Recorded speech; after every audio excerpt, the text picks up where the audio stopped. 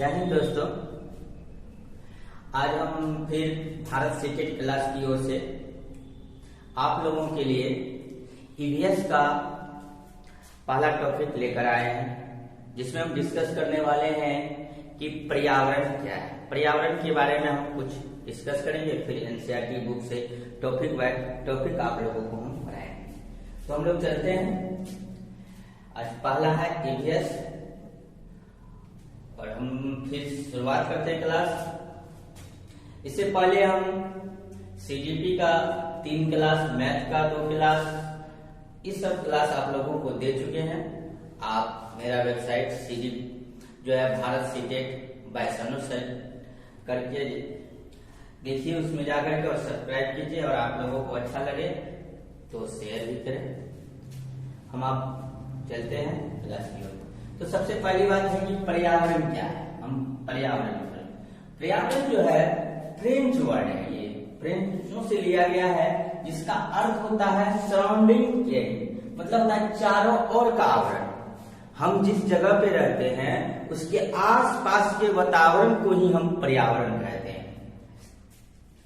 और उसी के बारे में हम लोग जानते हैं। तो पर्यावरण क्या होता है? चारों ओर का आवरण, जिसमें जीव संसाधनों का उपयोग करके जीवन यापन करते हैं, उसे हम क्या कहते हैं?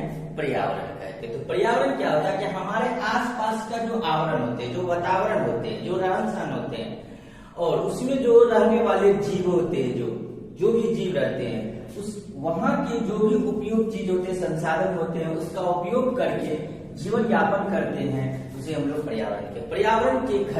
पर्यावरण के 2 घटक होते हैं, एक अजैविक घटक और एक जैविक घटक होते हैं।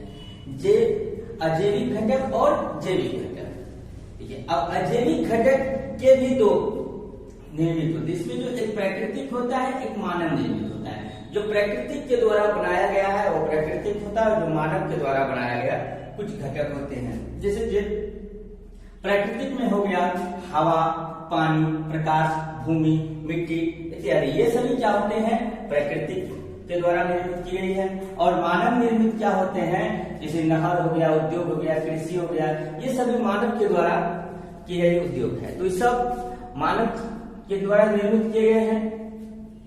जैविक में क्या होता है? जितने भी जीव होते हैं सभी जैविक के अंतर्गत आते हैं। सभी जीव किसके अंतर्गत आते हैं? पर्यावरण में जैविक के अंतर्गत आते हैं। अब देखिए, किसी ने कहा कि भूगोल और पर्यावरण में क्या अंतर है, तो हम लोग चलते हैं इसके बीच में दोनों के अंतर क्या है, भूगोल और पर्यावरण में क्या अंतर है। तो भूगोल में जो है हम लोग भूमि मतलब पृथ्वी के बारे में जानते हैं। पृथ्वी और उसके घटकों का अध्ययन हम लोग किसमें करते हैं? भूगोल में करते हैं। पर्यावरण में जो है पृथ्वी के घटक और जीवों के संबंध का अध्ययन करते हैं। पर्यावरण क्या होता है? जो पृथ्वी का जो घटक होते हैं उसके जीवों के साथ क्या संबंध है, क्या रिलेशन है, क्या वातावरण है, उसके अध्ययन हम लोग करते हैं।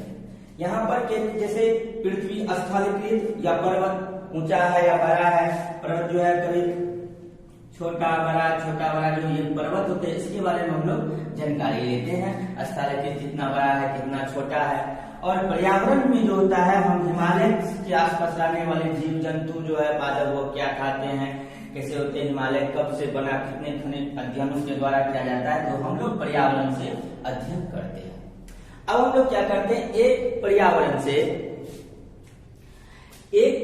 से क्या होता है? एक संसाधन होते हैं। पर्यावरण क्या होता है? एक संसाधन के द्वारा पर्यावरण के में संसाधन होते हैं। तो संसाधन क्या होता है?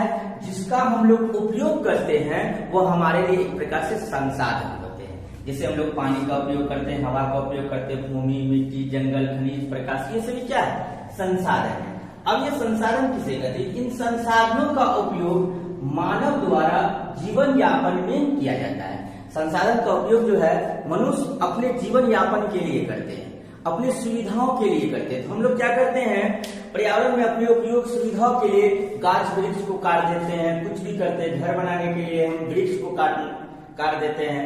तो ये सब क्या करते हैं? हम अपने उपयोग के लिए जो भी प्रयोग करते हैं वे क्या हमारे लिए संसाधन है। तो संसाधन का जो उपयोग करते हैं वो हम लोग दो तरह से करते हैं। कैसे करते हैं? एक संतुलित उपयोग होता है, एक असंतुलित उपयोग होता है। संतुलित उपयोग में क्या होता है? सबसे अच्छा उपयोग होता है संतुलित उपयोग में मतलब होता है हमको जितना जरूरत हो उतना ही उसका उपयोग करें, उससे अधिक दोहन ना करें।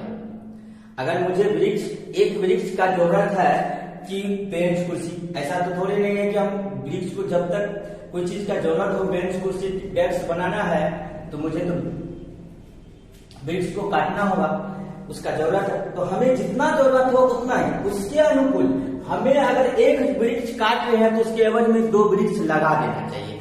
जब तक हम वृक्ष लगाते नहीं है तो फिर हमारा क्या होगा? संतुलित नहीं हो पाएगा। संतुलित का मतलब होता है कि पर्यावरण को एक समान रखने के लिए अगर हम जिस चीज का उपयोग कर रहे हैं उसको फिर बढ़ाने की भी कोशिश करें। तो असंतुलित में क्या होता है? हम लोग को जितना जरूरत नहीं होता अनाप शनाप, अब सुविधा है हमारे पास, गाछ है काट लो, कोई काम है उसमें जलावन के लिए काट लो, पलंग बनाना काट लो, कुछ भी करना है काट लो, उसके बाद फिर लगाना नहीं है। तो ये क्या हो जाता है? असंतुलित, जिस कारण से हमें क्या होता है? प्रदूषण फैल जाता, प्रदूषण होते हैं, आपदा आ जाते हैं, जलवायु परिवर्तन होती है, ये सभी परिवर्तित होते हैं। तो अब क्या होता है इसमें? इसको रोकने के लिए भी कुछ चाहिए। अब मान के चलिए कोई नदी है, जल है, नदी में पानी है, तो पानी का तो हम लोग उपयोग करेंगे।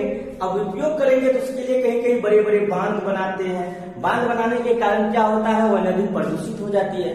तो प्रदूषित को रोकने के लिए हमें क्या करना होगा? उसको रोकने के लिए हमें सतत दोहन करना होगा। इसको रोकने के लिए हमें क्या करना होगा? सतत दोहन करना होगा। जब तक सतत दोहन नहीं करेंगे तब तक हम इसे रोक नहीं सकते हैं। तो पर्यावरण में हम क्या करना है? जब हमें पर्यावरण को बचा के रखना है तो हमें क्या करना है? एक संतुलित उपयोग करना होगा पर्यावरण का। और इसके लिए क्या होगा? अगर हम प्रदूषण से बचना चाहेंगे तो हमें क्या है? सबसे बड़ी बात उसकी विस्तार, सतत दोहन। जब तक सतत दोहन नहीं करेंगे, सतत दोहन क्या है? कि हम जो प्रदूषित हो रहे हैं, हमारे वातावरण जो प्रदूषित हो रहे हैं, उसको बचाने की जो उपाय होता है उसी को हम लोग सतत दोहन कहते हैं। तो आज हम लोग पर्यावरण का छोटा सा टॉपिक लेकर आए थे। इसके बाद हम विस्तार से आप लोगों को एनसीईआरटी का ईवीएस में टॉपिक बाय टॉपिक बताएंगे और पूरी तरह से एक भी टॉपिक आप लोगों का ऐसा नहीं होगा जो छोड़ दिया जाएगा। पूरी टॉपिक आप लोगों के लिए कवर किया है। एनसीईआरटी बेस्ड नोट्स आप लोगों के लिए उपलब्ध कराएंगे हम। एनसीईआरटी नोट्स और जितने भी टॉपिक हैं, प्रीवियस ईयर का क्वेश्चन जितना भी है वो भी आप लोगों को हम करवाएंगे, सब टोटल करवाएंगे। भारत सीटेट क्लास में कोई भी ऐसा टॉपिक नहीं छोड़ा जाएगा जो आप लोगों के लिए दिक्कत होगी। एग्जाम से पहले आप लोगों का ये सारा चीज पढ़ा दिया जाएगा और जिससे आपको सभी सुविधाएं अच्छी से मिल सके और एग्जाम को अच्छे से क्रैक कर सके, अच्छा से पास कर सके। मेरा ये दावा है कि आप अगर भारत सीटेट क्लास से जुड़ते हैं, अगर ऑफलाइन या ऑनलाइन जुड़ते हैं तो आप 110 नंबर से ज्यादा लाभ पाइएगा। ये मेरा वादा है आप लोगों से और हम इतना करके देंगे कि आप लोग 110 से ज्यादा नंबर लाइएगा, 1 to 5 हो या 6 हो। तो ज्यादा से ज्यादा शेयर कीजिए और जुड़ने की कोशिश कीजिए। जय हिंद, जय भारत।